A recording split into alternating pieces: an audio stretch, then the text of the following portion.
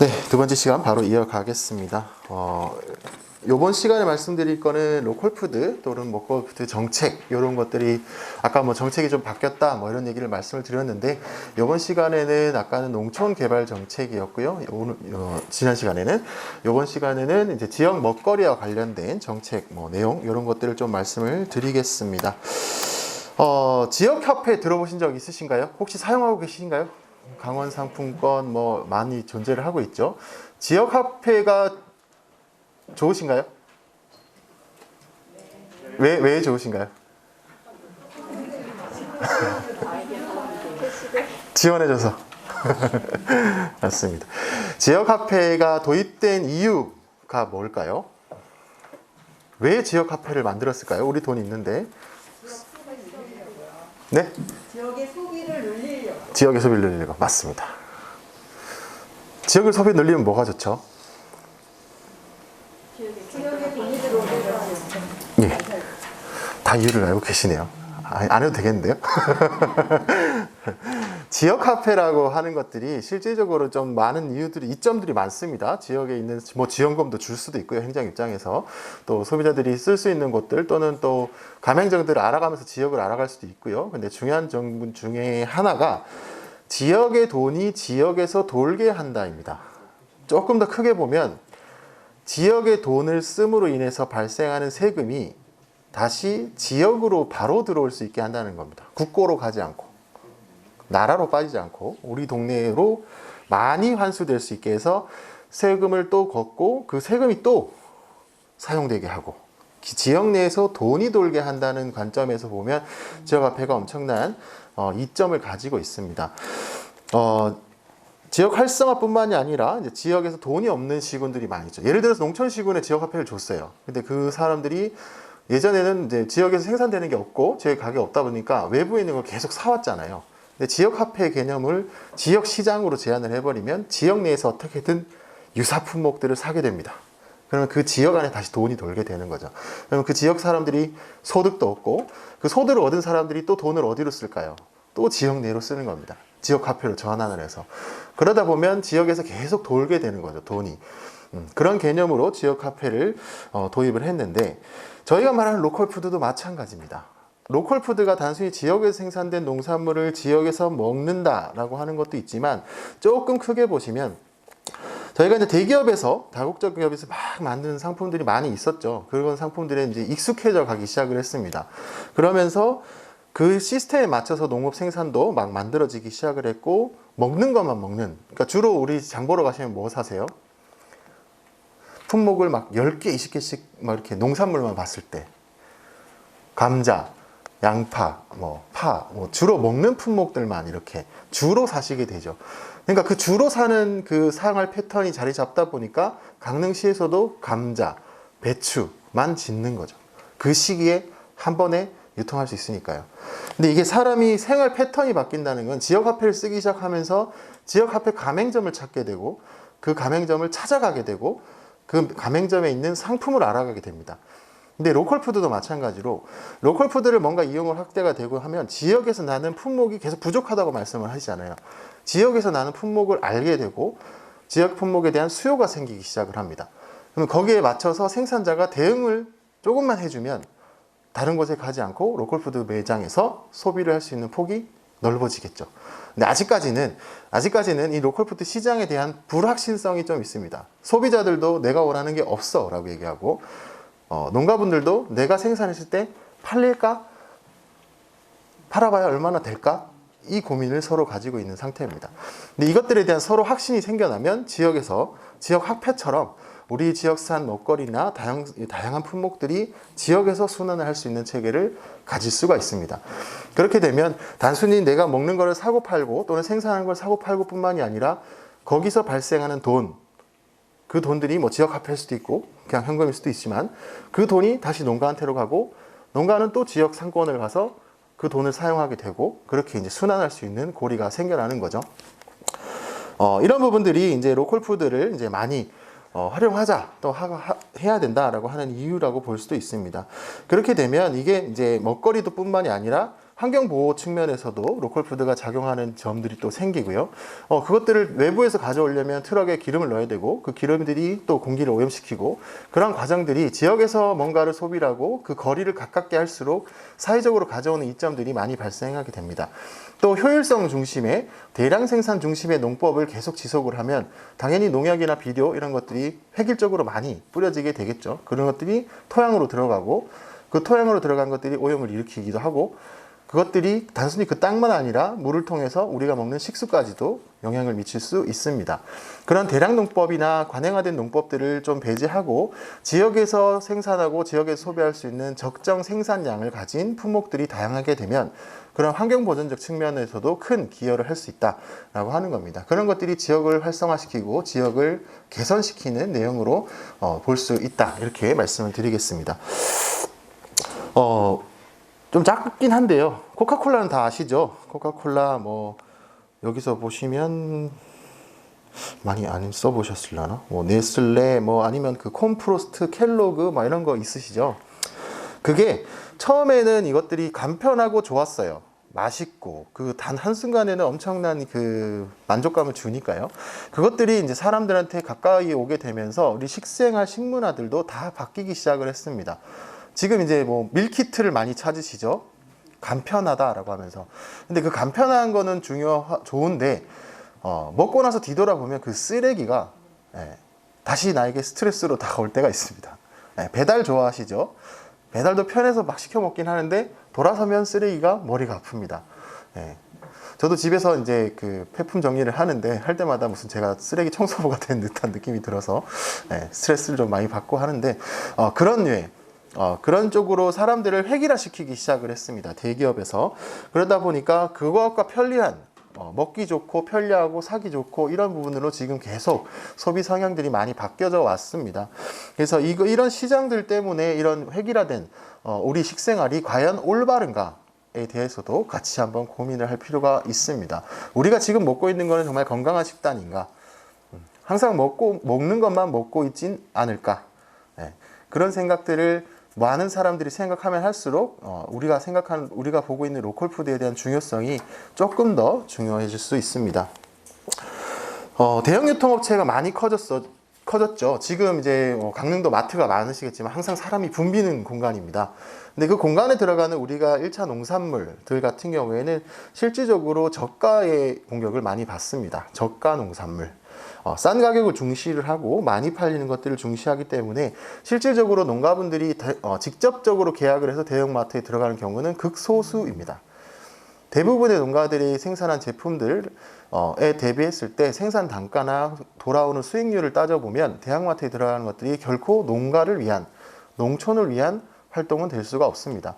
그래서 그런 부분들도 지금 강화되고 넓어지고 있어서 이러한 부분들의 문제를 어떻게 해결할 것인가, 그런 것들도 하나의 로컬푸드가 성장해야 되는 그러한 시장으로 볼 수가 있습니다.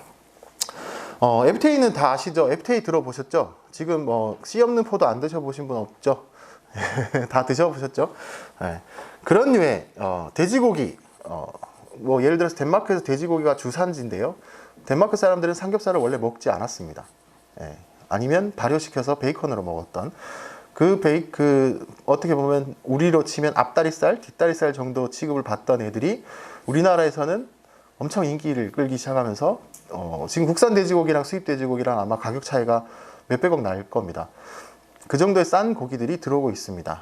그래서 그러한 유입되면서 실질적으로 중요한 거는 우리 국산의만의 그런 맛, 우리 국산 농산물 또는 냉동되지 않은 그러한 신선한 농산물들의 그러한 가지는 이점들이 사라지고 있다는 거죠. 가격에 눌려서. 그 소비 성향들도 많이 바뀌기 시작을 했고요. 과일 같은 경우도 그렇습니다. 오렌지가 맛있어서 드신다고는 하시는데 이제 귤보다 맛있어서 이렇게 생각을 하시죠. 근데 진짜 귤을 드셔보신 분이 얼마나 되실까 싶습니다. 그러니까 제가 제주도에서 컨설팅을 할 때 블로초라는 브랜드가 있습니다. 제주도에서 제일 1등으로 치는 그거는 한 박스에 30개 정도 뭐 하면 한 3, 4만 원? 귤 30개에 3만 4만 원 주실 수 있으세요? 근데 30개의 귤의 당도를 다 보장을 합니다. 다 달아요. 근데 귤을 유통을 할 때 적정 기준 이하는 유통을 하면 안 되는데, 우리가 지금 가장 귤을 쉽게 접하는 게 마트든 뭐 트럭이든 이렇게 한 봉지에 5,000원 하시는 귤 사보신 적 있으시죠? 맛이 균일하던가요? 그 귤 때문에 귤 시장을 배려놨습니다. 귤은 싼 귤, 싸서 먹는, 많이 뭐 한 박스에 10,000원 뭐 이렇게 먹어야 되는 귤인데, 실질적으로 그 한 박스를 먹었을 때 만족감은 그렇게 크지 않은, 그러다 보니 크고 단 오렌지를 먹게 됩니다. 농약의 쩐. 예. 그러면서 귤이 점점 잊혀지기 시작을 했어요. 근데 포도도 마찬가지고요. 그러니까 이런 외국에서 들어오는 그런 식자재 또는 품목들 때문에 지역에서 가지고 있는 고유의 맛들, 뭐 우리나라 포도는 새콤달콤한 맛으로 원래 먹었는데 씨 없는 포도가 들어오면서 무작정 단 걸 찾게 되고, 예, 그러면서 샤인머스켓 뭐 이런 외래 품종들을 이제 국가에서 개발을 해서 한 송이에 17,000원씩 주시고 드시는 분들도 많으시더라고요. 그러니까 그런 류의 이제 소비 시장이 많이 변화하고 있다는 겁니다. 그런데 한편적으로 그게 뭐 무작정 나쁘다라고는 볼 수는 없고요. 그런 소비 트렌드를 이 사람들을 만들었잖아요. 그럼 우리도 우리 로컬 푸드를 가지고 그런 소비 시장을 어떻게 만들어 갈 건가? 이런 고민도 역으로 이제는 한번 해봐야 된다라는 겁니다. 포도가 씨가 있어서 먹기 힘들다. 그 씨를 재밌게 발라낸다. 뭐 억지 같지만 뭐 그런 식의 접근도 필요하고요. 제스프리가 키위를 팔기 위해서 스푼을 넣고 같이 광고를 했던 거, 깎아 먹지 말고 떠 먹으세요. 이 한마디에 제스프리의 매출액은 급반전을 하게 됩니다. 로컬 푸드도 마찬가지인 것 같습니다. 시장 경방에 따라서 식생활은 변화했다고는 하는데, 실질적으로 여기 계신 분들이 아까 말씀드렸지만 지역에서 이용하는 품목은 몇 개가 되지 않습니다. 안 먹어본 쌈채소가 더 많으실 거고요. 안 먹어본 과채도 많으실 겁니다. 주로 먹지 않는 과채도 많으실 겁니다. 근데 그 대부분이 자기가 생각하는 선호도 또는 편견, 옛날에 먹었던 기억 하나만으로 쭉 이용을 안 하는 경우들이 많습니다. 그러니까 그런 부분들을 어떻게 하면 알릴 수 있을까? 그런 부분들을 어떻게 활용해서 바꿔나갈 수 있을까? 로컬푸드 시장을 바라볼 때는 그런 부분들도 같이 고민을 해주시면 좋을 것 같아요. 가공품도 마찬가지입니다. 그런 유사 품목들이 많이 존재하는 상황에서 그걸 따라갈 건지 아니면 다른 점을 가져갈 건지 타협할 건지, 이런 시장을 선택할 때는 그러한 부분들도 같이 고민을 하셔야 되고요. 어쨌든 우리가 수입으로 인해서 많은 식생활의 변화를 가져왔다. 그러다 보니까 먹는 것만 먹고 주로 이용하는 것만 하다 보니까 실질적으로 20년, 근 20년 동안 이제 출하율을 쭉 봤더니 대부분 다 줄고 있습니다. 양파는 엄청 많이 늘었고요. 복숭아, 감귤, 과수도 그나마 과수들이 조금은 선전하면서 조금씩 누르고 있는데, 보리 거의 이제 안 먹기 시작을 했죠. 이제 보리차 끓여 먹으시는 분 계신가요? 예전에는 엄청 보리차를 많이 끓여 먹었던 것 같은데요, 그죠? 보리차 이제 거의 안 끓여 먹습니다. 뭐 티백도 안 사 먹는 시대가 왔어요. 보리 없어졌습니다. 무 점점 줄고요. 고추, 콩 뭐 이런 식으로 해서 쭉 품목들이 점점 줄어듭니다. 예. 생산량도 줄어들지만 품목 수도 줄어든다는 거죠. 식생활이 단편적으로 변하다 보니까 실적으로 사용량이 줄고, 사용량이 줄면 생산도 줄어드는 부분들이죠. 그러다 보니까 이제 우리 농업 기반들이 많이 축소되기도 하고 다양성이 줄어드는 그런 결과를 초래를 했습니다. 소비자는 항상 값싸고 질 좋은 상품을 요구합니다. 저도 소비자이고요. 우리나라 국산 품목이 항상 이랬으면 좋겠습니다. 근데 값싸고 질 좋은 이라고 하는 거는 어떻게 보면 주관적인 판단 기준이 분명히 존재를 하는 부분이죠. 어쨌든 그런 부분들이 우리가 좀 봐야 되는 영역 중에 하나인데요.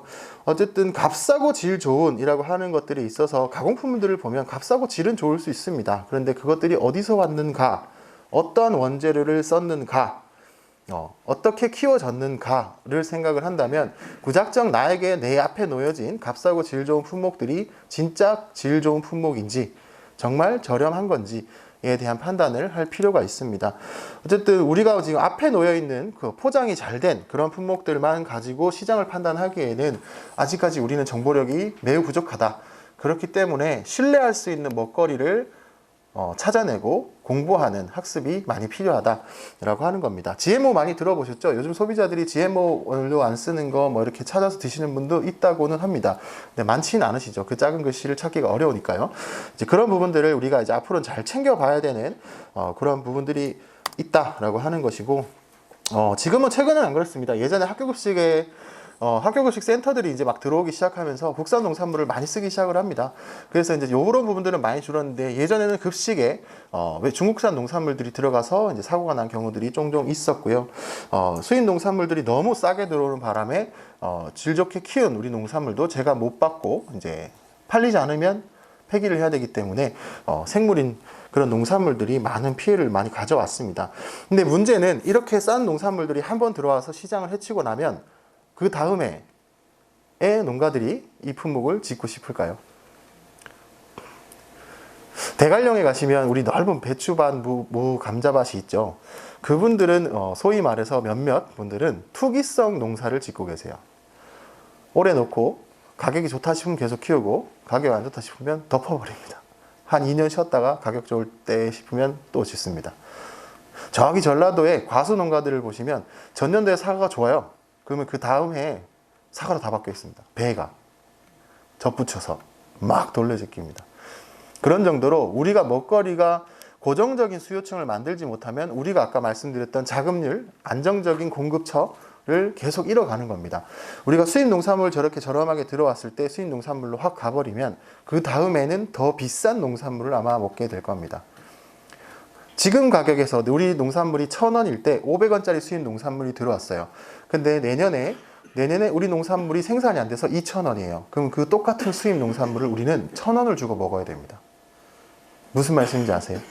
올해 싸다고 먹었던 500원짜리 외국 농산물이 우리 농산물 가격에 따라서 걔들도 바보가 아닌 이상 국산 농산물이 2,000원, 3,000원 치솟는데 걔들이 뭐 하려고 500원을 받겠습니까? 더 높여서 받지. 똑같은 대량 생산으로 생된 외국 농산물들이 부가소득을 더 많이 얻어가는 그런 시대가 올 수도 있습니다. 그만큼 우리 농산물, 생산물을 지켜내는 것 자체가 엄청 큰 일을 하는 것이고요.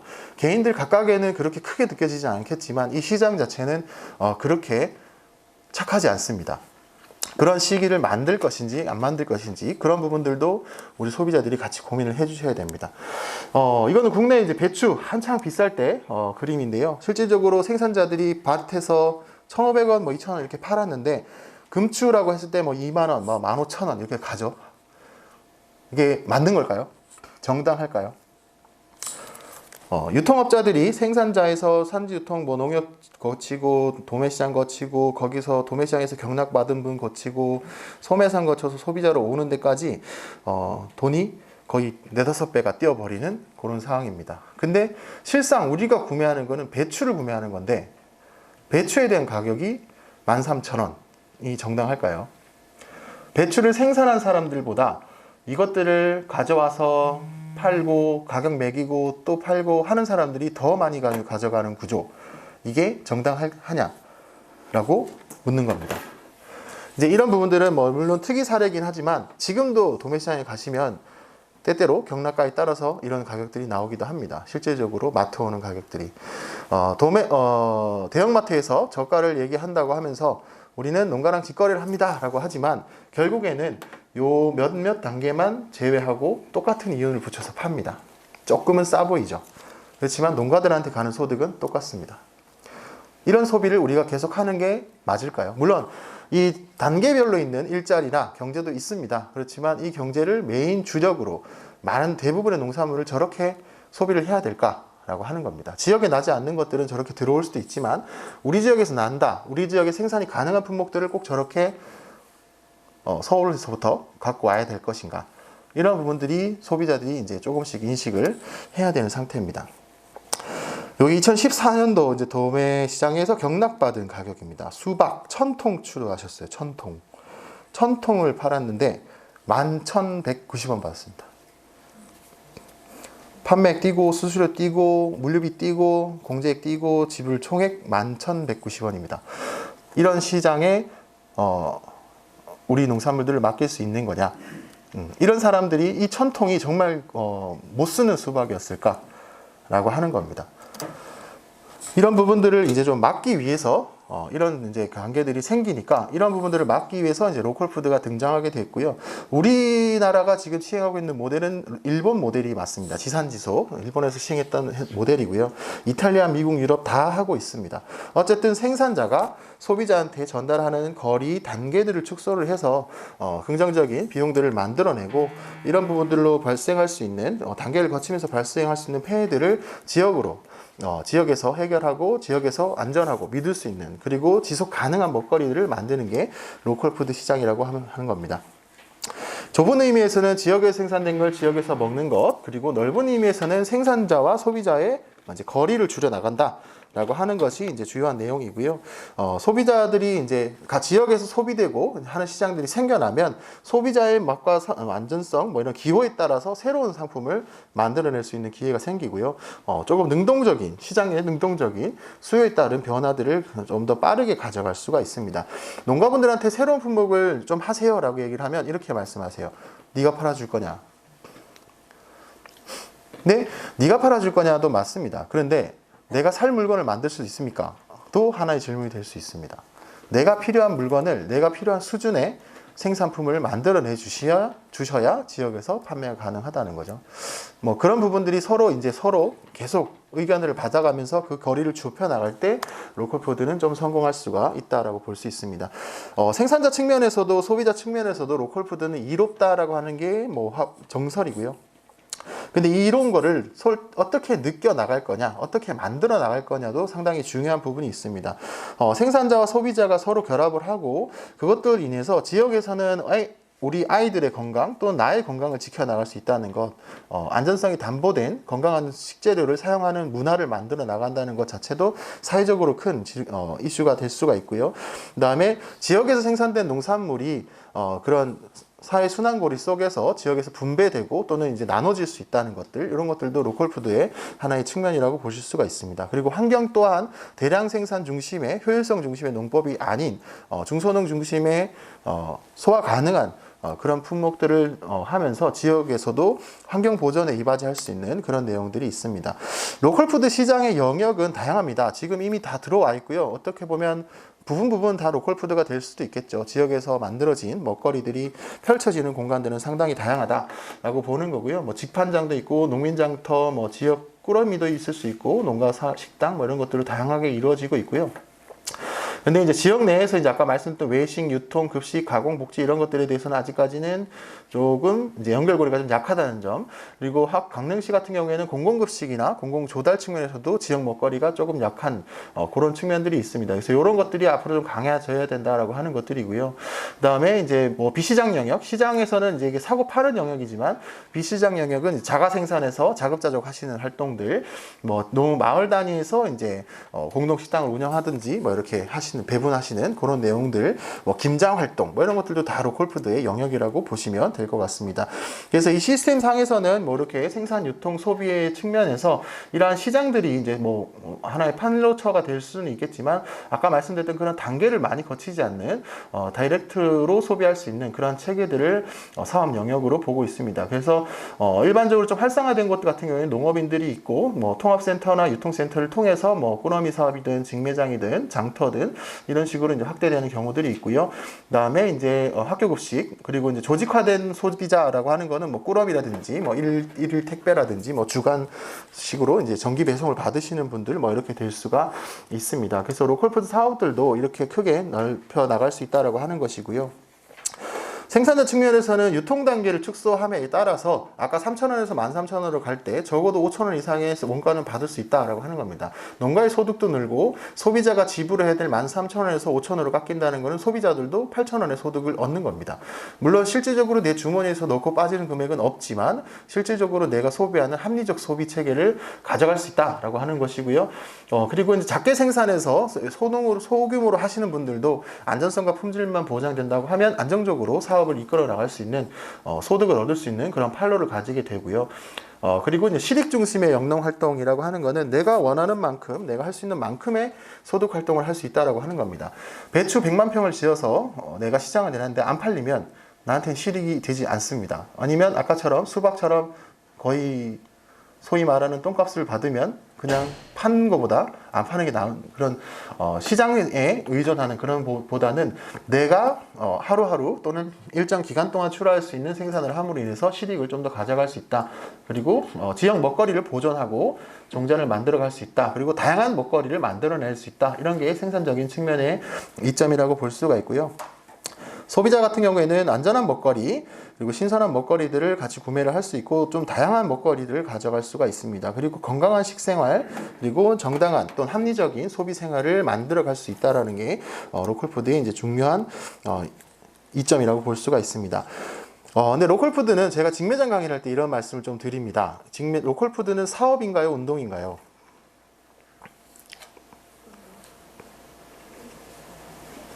두 개 다, 네. 맞습니다. 두 개 다 맞습니다. 근데 제가 좀 지향하는 거는 사업은 돈을 벌고자 하는 것이고요. 운동은 내가 하고 싶어서 하는 겁니다. 근데 돈을 벌고자 먼저 접근을 하시면 망가질 수밖에 없습니다. 로컬푸드는 같이 운동과 아까 병행하셔야 되는 균형점을 찾아야 된다라고 하는 거고요. 운동적인 성격과 사업적인 성격이 같이 맞아 돌아갈 때 로컬푸드는 지속될 수가 있습니다.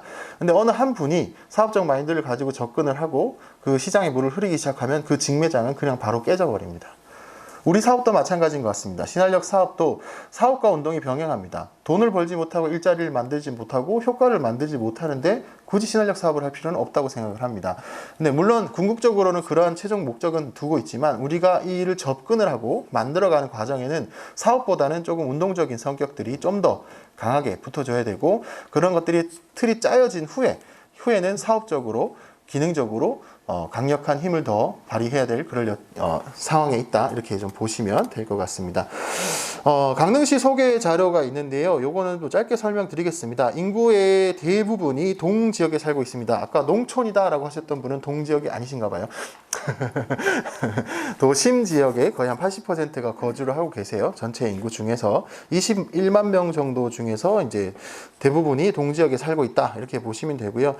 동지역을 감싸고 있는 5개 읍면 여기 보시면 이제 파란색으로 다 감소하고 있습니다. 먹고 살 게 없거나 소득이 없거나 또는 불편해서 여기서 안 사시는 거겠죠. 그런 부분들을 이제 우리가 좀 지역적으로 알아야 된다라고 하는 거고요. 여기 실내로 이제 이 면 지역이 대부분 이제 생산지라고 보시면 되겠습니다. 생산 지역에 생산할 인력이 줄어든다 이렇게 보시면 될 것 같고요. 인구 분포는 전체 인구 중에 20% 이상이 65세 이상을 차지하고 있습니다. 고령화율이 좀 높은 시군으로 좀 볼 수가 있고요. 이제 고령화율이 남부 쪽으로 갈수록 좀 높게 나타나는 측면들이 있습니다. 그래서 이제 고령사회 전체 중에 네 단계 중에서 우리가 위치한 지역이 지금 고령사회, 초고령사회를 좀 앞두고 있는 거라고 보시면 될 것 같습니다. 지방 소멸지수 측면에서는 우리는 지금 소멸 위험 진입 단계입니다. 그래서 소멸에 대한 위험성이 점점 높아지고 있는 단계고요. 고위험 지역으로 가기 직전 단계. 소멸이라고 하는 거는 없어진다는 거죠. 없어지면 될까요? 동만 살아남고 농촌은 없어진다. 물론 농촌 지역 때문에 이 소멸 위험 지역 지수가 시군 전체 차원에서는 높은 건 맞습니다.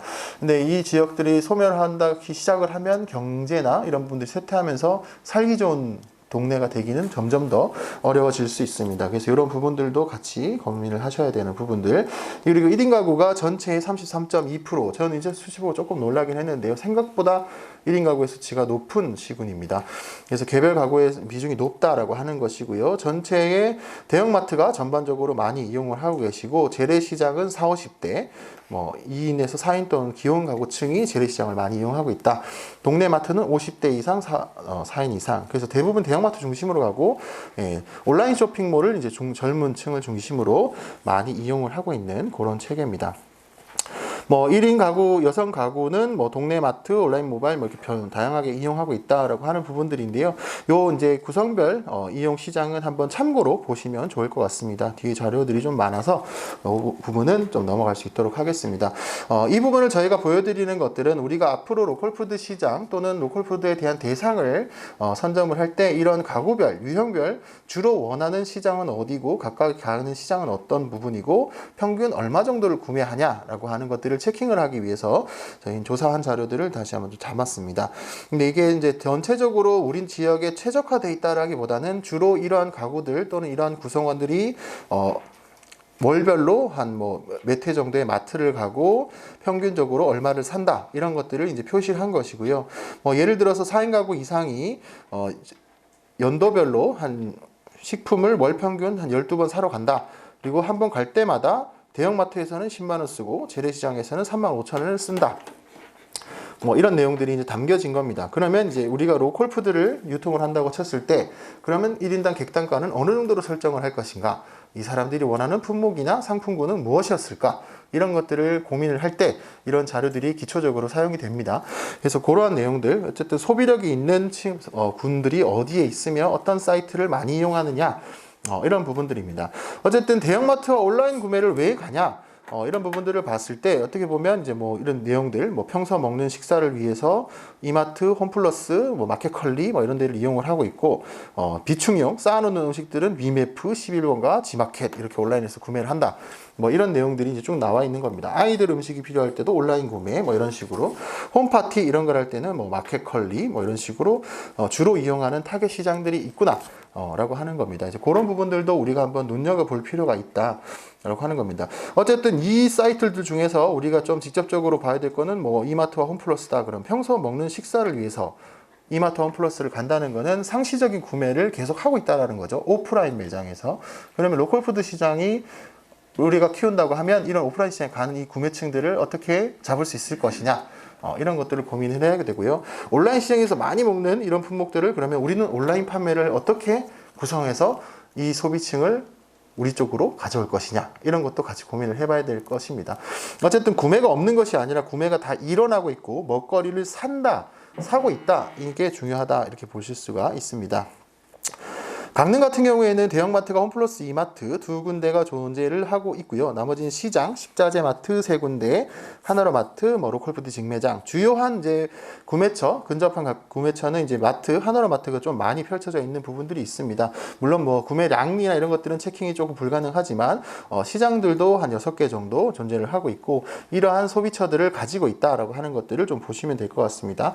그리고 로컬푸드 매장은 아까 말씀드렸던 것처럼 2개 정도 존재를 하고 있습니다. 근데 강릉시 같은 경우에는 대부분의 품목, 물품이 아까 뭐 도매시장에서 누구한테 구매를 한다 말씀하셨지만 그 구매자들이 서울에서 물건을 떼오는 거죠.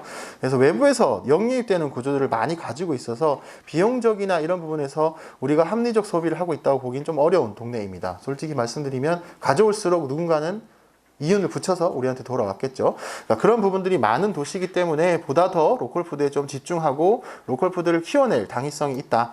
그렇게 보시면 되겠고요. 농가 인구나 연령대 이런 부분들은 뭐 고령화 심화되고 뭐 마찬가지입니다. 똑같이 아까 말씀드렸고요.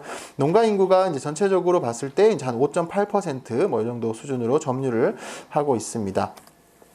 경지 면적은 조금 줄고 있는 상태고요. 시설원의 이런 부분들도 점차 조금씩 늘고 있는 그런 상태입니다. 농업이 막 쇠락하거나 한 번에 흔들리는 그런 구조는 아니고요. 이런 내부적으로 봤을 때는 이제 품목의 다양성이 좀 부족하다는 측면 말고는 어느 정도는 유지되고 있는 그런 수준을 보시면 될 것 같습니다. 면적 기준으로 제일 많이 하고 있는 게 쌀, 콩, 뭐 고추, 옥수수, 고구마, 이게 쌀 면적 기준으로 쭉 보면 나열이 되는데요. 이 10대 품목 중에서 얼마나 자주 이용하시는 품목이 있으신가요? 감자 정도? 감자, 호박, 쌀 빼고요. 고추를 막 그렇게 자주 사 드시지는 않으시잖아요. 그죠? 우리가 생산하는 품목에서 와, 난 이거 자주 먹어 하는 품목이 많지 않다는 게 문제입니다. 그래서 이런 부분들을 우리 시장을 보여주고 우리가 많이 먹는 품목도 공개가 되면 농가들이 그 시장을 보고 좀 더 바꿔 나갈 수 있지 않을까. 뭐 생산액 기준으로, 금액 기준으로 보면 쌀, 호박, 수박, 상추, 인삼 뭐 이런 류들이 쭉 나옵니다. 여긴 조금 들어갈 수 있겠네요. 뭐 상추나 수박, 이것도 계절성이죠. 마늘, 배추, 김장용이죠. 이런 부분들입니다. 대부분 계절성 품목이 절반 정도 차지를 하고 있고 감자가 계속 지키고 있습니다. 쌀과 감자. 네, 강원도라서 그런가요? 네. 그러니까 이런 이제 그런 다양성 이런 것들에 대해서 우리가 서로 인지를 해야 되고요. 생산의 측면에서도 같이 이런 고민들을 해 나가 주셔야 좀 더 유익한 우리 로컬푸드 시장을 만들어 갈 수 있습니다. 친환경 그렇게 높지 않습니다. 많지 않고요. 강원도 전체가 친환경이 전국적으로 그렇게 강한 동네는 아닙니다. 근데 저희가 좀 보는 부분들은 친환경 중요합니다. 친환경 중요한데 친환경도 중요하지만 친환경이 소비자들을 원하는 품목들을 생산할 수 있는가도 중요하고요. 이제 그러한 부분들도 일반 농산물과 같이 좀 보셔야 될 부분들이 있습니다. 전체적으로 저희가 강릉시를 자급률을 추정을 해보면 자급률이 한 62% 정도, 식용이 이제 91% 이렇게 나오는데 실질적으로 생산량 대비 소비량 이렇게 보면 서류가 208%, 채소가 108% 이렇게 나옵니다. 자급률이 100% 넘는 것들, 우와 다 채웠다라고 할 수도 있지만 이쪽을 품목을 뜯어보면 서류의 대부분이 감자, 채소의 대부분이 배추입니다. 그러면 감자, 배추 빼고 나면 대부분의 지역 품목에서 자급률은 떨어지고 있는 그런 상태입니다.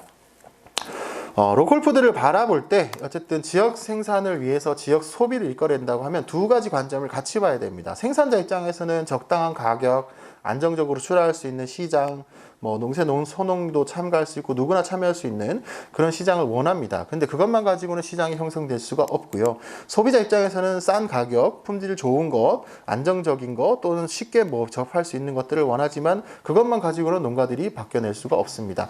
그래서 이 두 가지 관점이 결합이 됐을 때 같이 새로운 시장을 만들어낼 수가 있고요. 이 그래프들은 좀 어렵게 보이시겠지만 농가 소득도 증가하고 근로자 소득도 증가하고는 있습니다. 빨간 게 도시 근로자 소득, 파란 게 농가 소득인데 실질적으로 농가 소득 대비 근로자 소득을 비율을 좀 보시면 농가 소득 비율이 계속 낮아지고 있습니다. 실질적으로 먹거리를 생산하는 사람들이 안정적인 소득을 얻지 못하고 있다라는 반증입니다. 그렇기 때문에 우리가 싼 가격만 주시를 하는 것은 조금 지양을 할 필요가 있고요. 그렇다고 해서 더 주고 먹어야 된다는 게 아니라 적정한 가치를 우리가 어떻게 매겨내는 게 이 사람들한테 도움이 될까, 서로에게 윈윈이 될까라고 하는 것들을 고민을 해야 될 것 같습니다. 로컬푸드 정책을 얘기할 때 중소농 계속 얘기합니다. 작은 농가, 규모가 작은 농가 얘기합니다. 그것들을 보는 이유가 전체 농가의 80%가 소규모 농가들입니다. 그리고 20%가 대규모 농가. 그런데 그 20%의 농가들이 전체 농산물 생산액의 80%를 생산합니다. 반대로 80%의 농가, 더 많은 농가들이 생산하는 총 생산액 금액적으로 보면 20%밖에 차지를 못합니다. 근데 그 20%를 생산하는 80%의 농민들이 농촌을 구성하고 농촌을 지키는 사람들입니다. 그렇기 때문에 그 농가들을 조금 더 계속 지속 가능하게 만들어 줘야 될 필요가 있다라고 하는 것이고요. 많이 생산하시고 전략적으로 시장을 가지고 있으신 분 계속 하시라는 겁니다. 그거는 계속 하고 우리가 조금 더 집중을 해야 될 부분들이 농촌을 지키고 있는 80%의 농가, 더 많은 농가들이 지속적으로 소득을 얻을 수 있는 시장, 그 20%의 생산액에 대해서 우리 지역에서 소비하는 구조, 이런 것들을 고민을 하기 때문에 중소농이라는 말들을 더 많이 합니다. 그래서 정부의 정책도 그 전에 크게 가던 농가들, 대형 농가들은 농협 타시고 시장 타고 기존의 대형마트로 가는 기존 루트를 하고 중소농 중에서 성장의 한계를 가지고 있거나 신규 농업인들은 새로운 시장 구조를 형성할 필요가 있고 그 대상 시장이 이제 로컬푸드 시장, 지역에서 소비가 가능한 소량 다품목 시장, 이런 것들을 지원을 하겠다라고 하는 겁니다. 그래서 이제 농업에 대한 관점들이 이게 단순히 이제 규모, 전문화, 경쟁력을 중심으로 했다면 이제는 계획적으로 다양한 품목을 안전하게 생산하는 것들을 좀 더 확대를 하고자 하는 것이고요. 아까 80%의 농가들이 이 구조 안에 들어와서 지역에서 필수적으로 필요한 먹거리들을 생산해내고 공정한 가격들을 만들어 지역에 있는 주민들이 좀 건강한 생활을 할 수 있도록 만들어 가자 라고 하는 것들이 지금 현재 정책의 요지다라고 보시면 될 것 같습니다. 아까 지역 앞에 말씀드렸는데요. 지역에서 생산된 소득, 우리가 번 월급 이런 부분의 대부분이 지금 다 서울로 가고 있습니다. 지금 여기서 입고 계신 옷, 안경, 컴퓨터, 핸드폰 다 서울로 가고 있습니다. 우리가 벌어들여서 지역에서 벌고 우리가 쓰는 돈이 지역에서 남아있는 게 아니라 대부분이 서울로 가고 있다는 얘기입니다. 여기서 아마 이 호텔에서 아마 먹고 자고 하는 것도 아마 서울로 갈 가능성이 높겠죠. 그런 구조를 계속 몸대주는 거죠. 우리 지금 잘 살지도 못하는 이 동네에서 다 힘들게 돈 벌어서 서울 사람들 세금으로 주고 있는 겁니다. 그러니까 그런 부분들을 어떻게 하면 좀 줄일 수 있을까? 이런 생각들에 있어서도 농업을 다시 한번 고민을 해봐야 되고요. 우리가 지역 내에서 소비를 할 수 있는 것들 중에서 어떻게 하면 지역산으로 돌릴 수 있을까? 이런 것들. 그리고 이제 저도 말씀드리기 좀 뭐하지만 이런 강의를 하고 있는 저조차도 비만입니다. 고도 비만. 근데 제가 앞으로 받아야 될 사회적 비용이 상당합니다. 내가 음식을 잘못 먹어서 나한테 들이지 않아도 될 돈들을 들이는 것들, 그런 사회적 비용이 뭐 한 11조, 12조 이렇게 된다고 합니다. 우리 지역이 비만율이 생각보다 높습니다. 강릉시도.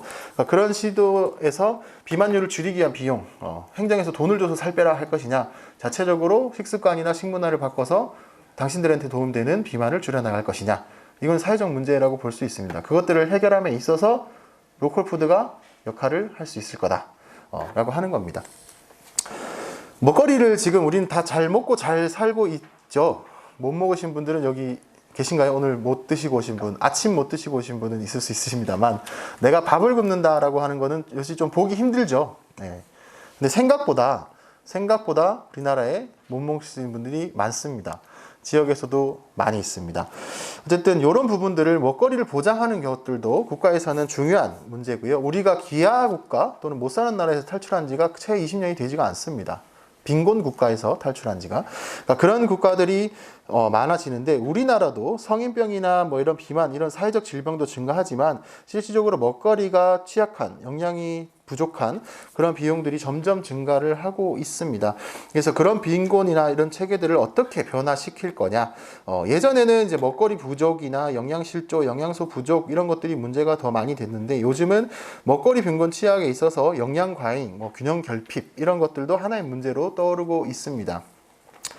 그래서 뭐 비만도 문제지만 어쨌든 어느 한 녀석의 요소가 결핍되는 것도 문제가 되고요. 식사 같은 경우는 이제 가볍고 편리한 것들을 찾다 보니까 그런 이제 건강에 대한 문제들도 많이 나타나고 있는 그런 실정입니다. 그래서 이런 부분들이 이제 어떻게 변화할 건지, 어떻게 해결할 건지 이런 부분들을 볼 필요가 있고요. 어쨌든 먹거리 취약 인구는 줄지 않습니다. 전체 국가에서도 500만 명 이상이 먹거리 취약 인구로 책정이 되고 있고요. 농촌 지역보다는 그래도 도시 지역이 더 많은 그런 상태로 볼 수가 있습니다. 65세 이상, 뭐 여성 이런 부분들도 먹거리 무보장률이 높고요. 그래서 이러한 취약계층들에 대한 문제를 어떤 식으로 해결할 수 있을 것이냐 라고 하는 것들이 이제 정책적으로 이제 좀 필요하다, 이런 시점이 왔다라고 하는 것들이고요. 이런 안정성이나 미확보 인구에 대한 지원들을 어떻게 해나가는 게 중요할 것이냐라고 하는 것들이 사회적 화두로 떠오르고 있습니다. 강릉시 같은 경우가 17,100명 정도 지금 먹거리 취약계층으로 추정이 되고 있습니다. 기초생활수급자 12,000명 정도, 차상위 수급자 한 5,000명 정도. 이제 이 많은 사람들이 지금 영양을 제때 공급받지 못하는 이제 그런 사람으로 책정이 되고 있습니다. 어쨌든 뭐 이런 것들도 필요하고, 영양소별로 이제 아니면 부류별로 이제 그런 영양소에 대한 섭취 미만율이 많이 생기고 있고요. 이런 것들을 어떤 식으로 개선할 수 있을까? 라고 하는 것들이 하나의 고민거리입니다.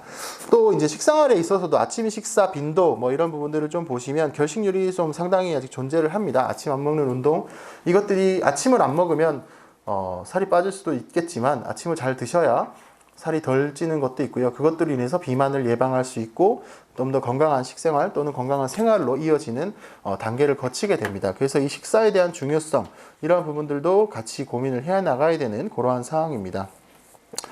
그래서 이제 식생활 정책들도 이제 많이 바뀌기 시작을 했고요. 이제 국민 영양관리 통합을 먼저 진행을 하고 있는데, 어쨌든 앞서 말씀드린 그러한 문제들을 해결하려고도 보니까 각각의 지원하는 방법들이 다 부처별로 나눠져 있습니다. 그래서 지원은 여기서는 물건으로 하고, 여기서는 돈으로 하고, 여기서는 주고, 여기서는 안 주고, 이런 식으로 불균형, 그 부처별로 보는 시각에 따라서 지원들이 분산되다 보니까 이러한 정책적으로 이런 먹거리 불안정성이나 건강 증진 이런 부분들에 있어서 통합적인 효과를 발휘하기가 힘들었습니다.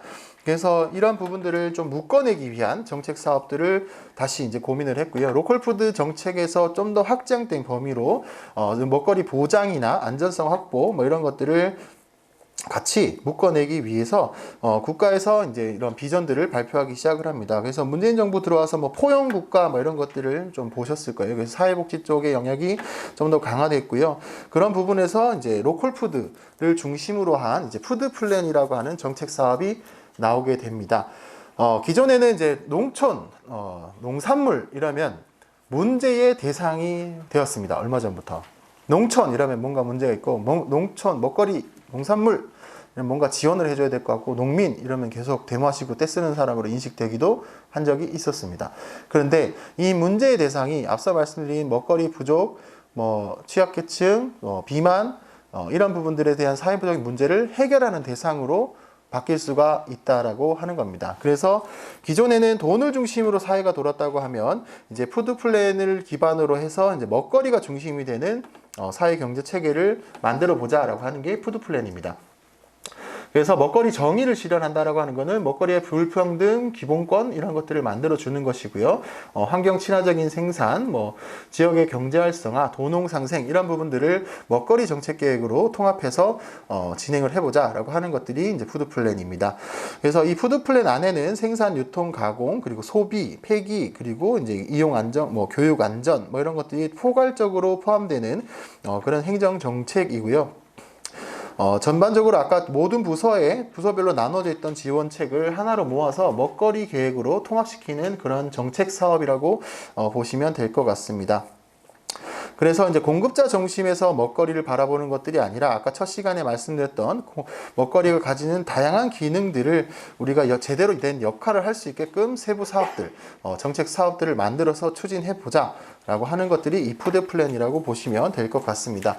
그래서 이 푸드 플랜을 강릉시도 지금 이제 올해 수립을 시작을 했습니다. 그래서 아까 우리 신활력 사업과 더불어서 이 푸드 플랜 정책이 5개년 이상의 정책 사업으로 만들어진다고 하면 신활력 사업으로 만들어진 좋은 기반 토대들을 앞으로도 한 4, 5년 이상 끌고 나갈 수 있는 그런 중장기적인 사업 체계로 만들어 줄 수가 있을 것 같습니다. 그래서 보다 로컬 푸드도 활성화시키고 육성을 해야 되겠지만 그 로컬 푸드가 지역 내에서 할 수 있는 역할 이런 부분들에 있어서도 좀 더 지휘적으로 강화시킬 수 있는 그런 계획이라고 보시면 될 것 같습니다.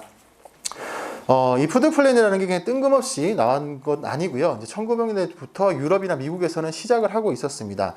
국민의 건강 관리, 안전 관리, 영양 관리 뭐 이런 식으로 해서 지방 정부들이 이제 푸드 플랜을 수립을 하기 시작을 했고요. 저희 우리나라 같은 경우에는 이제 2015년, 6년도부터 기획을 시작을 해서 지금까지 시군들이 계획을 수립해 오고 있습니다. 그래서 이제 이런 부분들을 이제 국제적인 흐름으로 그리고 세계에서 이제 유엔에서 이제 주재하고 있는 지속가능 협의회라고 하는 우리 국가든 행정 단위별로의 지속 가능성을 높여가는 차원에서도 주요 계획으로 이 푸드 플랜을 설정을 하고 있습니다. 예, 저도 이제 여기 2017년에 여기 갔다 왔는데요. 이제 밀라노 푸드 정책 협약이라고 해서 지금 여수, 대구, 서울, 화성시가 아마 여기 가입이 돼 있을 겁니다. 여기는 가시면 뭘 하냐면 전 세계에 있는 행정기관, 뭐 도시급들이 모여서 푸드 플랜을 어떻게 수립을 했고 푸드 플랜 사례를 논의하는 자리입니다. 우리가 아프리카에서 그 불모지에서 흑인 여성분 한 분이 식량 작물 하나를 들고 들어가서 거기서 이제 소위 말하는 농장을 하나 개설합니다. 근데 우리 학교에 가시면 이렇게 조금 길다란 화단 같은 플라스틱이 있죠. 그런 화단, 작은 화단으로 시작을 해서 한 6개월, 3년 정도? 6개월 단위로 3년 정도 해가지고 그 화단이 처음에는 요 책상 정도만큼으로 시작을 했는데 한 50명에서 70명 정도의 마을 주민들이 먹을 수 있는 생산하는 체계로 그 약간 사막 옆에 있는 마을에서 그거를 시작을 해서 키워내기를 시작을 하셨어요. 그러면서 그 지역에 있는 빈곤 또는 식량 부족 문제에서 일정 부분 영향을 이제 끼쳤고 그것들이 이제 그 옆 마을로 확산이 되면서 지역에서 이제 그것들을 먹기 시작하는 주식으로 활용하는 그런 사업 체계들을 막 이제 같이 공표해보고 그런 전략들이 맞냐 안 맞냐 확산할 수 있냐 없냐 뭐 이런 것들 빈곤 국가에서는 그런 정책조차 없었기 때문에 못했던 건데 그것들을 옆에 있는 뭐 콩고나 다른 나라에서 차용을 하고 우리도 한번 해보겠다. 그러면 이 밀라노 푸드 협약은 이제 세계 기구입니다. 전 세계 기구라서 거기서 돈을 지원해주고 이런 식으로 이제 확산시키는 또는 뭐 영국에서 비만율을 줄이기 위해서 애들한테 뭐 15분 동안 점핑하는 교육을 실시를 했더니 밥도 잘 먹고 살도 빠지더라. 뭐 이런 식의 사례들을 연구하는 그런 부분들이 있습니다. 커 보이지만 이 실상 들어가서 논의하는 주제들은 아주 작게 시작을 한다는 거죠. 우리도 지금 푸드 플랜을 듣고 로컬 푸드를 듣고 뭔가 큰 그림인 것 같지만 실상 우리가 먼저 할 수 있는 게 뭔지를 먼저 고민을 해보셔야 됩니다. 당장 로컬 푸드 매장 가셔서 뭐가 있는지, 뭐가 없는지, 또는 내가 지금 운영하고 있는 사업이 로컬푸드 사업과 어떻게 연계할 수 있을까, 또는 어떻게 바뀌어볼 수 있을까, 또는 농가분들은 어떤 품목을 어떻게 먼저 생산해 볼까, 이런 작은 단위에서부터 시작을 하고 이렇게 큰 내용으로 발전을 시킬 수가 있습니다. 그래서 대도시에서든 전 세계에서도 이런 불평등 해소에 집중하는 곳, 접근성 강화하는 데 집중하는 곳, 먹거리의 불안정성을 해소하는 것, 또는 먹거리의 유통 체계를 개선하는 것, 또는 좀 큰 마인드로 지구 생태에 기여하는 그러한 전략들, 이런 다양한 전략들이 푸드 플랜으로 이제 담겨져서 운영이 되고 있다 말씀을 드리고요. 이런 도시별로 주요 먹거리 정책들을 한번 읽어보시면 생각보다 대단하네? 이런 정도는 아닐 겁니다. 아, 여기서 시작을 하나? 이런 거를 사례를 올리나? 할 정도로 단순화된 자료들이 많이 있습니다. 그래서 우리는 이렇게 한번 해보면 어떨까? 이런 것들을 고민해보는 거죠. 여기 보시면 이제 세계에서 비엔나 같은 경우에 30% 이상의 유기농 식재료 사용을 목표로 한다. 이 비엔나라는 도시의 전략인 겁니다. 정책. 우리 30% 이상 유기농 식재 씁시다. 식재료에서 3분의 2는 채식으로 씁시다. 이렇게 설정을 하고 이제 결과를 도출하는, 그래서 효과를 측정하는 이제 그런 식의 사업들이 이제 먹거리 정책들로 짜여져 있습니다. 그래서 런던도 그렇고요, 스웨덴도 그렇고 이렇게 전략들을 짜서 간다는 것들. 그래서 우리나라도 2016년에 제가 처음 썼던 게 이제 화성이었는데 국가에서 선정되고 지원한 건 2017년부터 진행을 해왔습니다. 그래서 2020년도 이제 강릉도 푸드플랜 지원 대상이 돼서 저희가 수립을 하고 있고 그와 관련된 계획들을 앞으로 만들어 갈 겁니다. 그래서 여기 계신 분들도 이 푸드플래닝이라는 것들도 관심을 좀 가져주시고, 우리가 하고 있는 신활력 사업, 로컬푸드 사업이 단순히 그냥 지역 소비, 지역 생산 소비 이런 것들 활성화뿐만이 아니라 지역 주민들의 건강 또는 도시의 건강성 자체를 높여가는 주요한 활동이다, 이렇게 이해를 해주시면 고마울 것 같습니다. 장하게 좀 긴 내용들을 설명을 드렸습니다. 자료로 좀 참고를 해주시면 좋을 것 같고요. 나중에 또 밴드에서 아마 소집을 이렇게 초대를 하셔서 또 많은 이야기들을 엮어 나가실 것 같습니다. 이제 첫 단추 끼는 자리에서 같이 함께 할 수 있어서 저는 감사했고요. 또 좋은 자리로, 또 좋은 기회로 만나뵐 수 있으면 좋겠습니다. 그리고 다음엔 좀 재밌는 강의를 준비할 수 있도록 하겠습니다. 네, 여기까지 하겠습니다. 감사합니다.